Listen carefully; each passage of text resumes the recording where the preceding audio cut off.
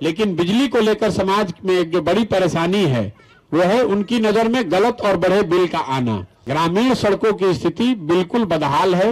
या तो सड़क बनाए नहीं गए हैं, या अगर बनाए गए हैं तो 4 वर्ष 5 वर्ष पहले बनाए गए हैं, उसके बाद उसकी मरम्मती नहीं हुई है। एक और जो समस्या हम लोग सुन रहे हैं वो है सड़क और बिजली को लेकर।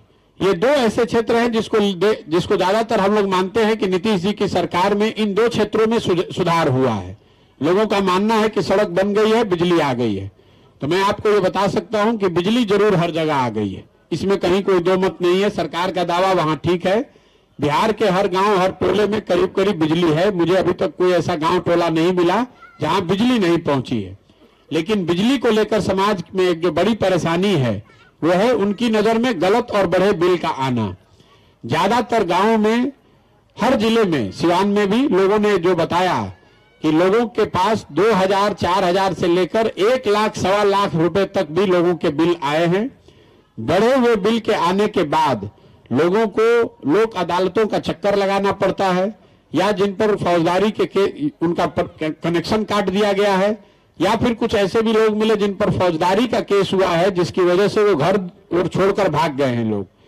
सड़कों का जहां तक सवाल है वहां पर नेशनल और स्टेट हाईवे में जरूर सुधार है, इसमें कहीं कोई दो मत नहीं है।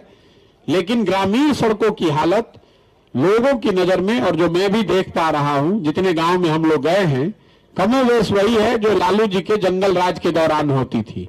ग्रामीण सड़कों की स्थिति बिल्कुल बदहाल है।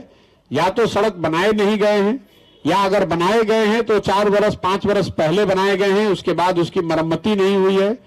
या कुछ लोग ये बताते हैं कि अभी कुछ दिन पहले ही सड़क बनी है जिस पर कि जो इतने खराब क्वालिटी का है कि तुरंत टूट गया। गांव में एक जो बड़ी समस्या ग्रामीण सड़कों को लेकर है वो प्राइवेट जमीन को लेकर जो विवाद है उसको देखने को मिलता है।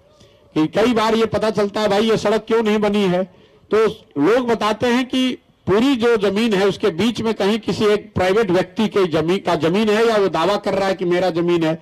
उस चक्कर में पूरे गांव में सड़क ही नहीं बनी है, और उस विवाद के निपटारे के न होने की वजह से ज्यादातर गांव में आपको इस तरह के लोग मिल जाते हैं जो बताते हैं कि उनके गांव या गांव के अंदर उनका वार्ड या उनका घर या उनका मोहल्ला सड़कों से कटा हुआ है।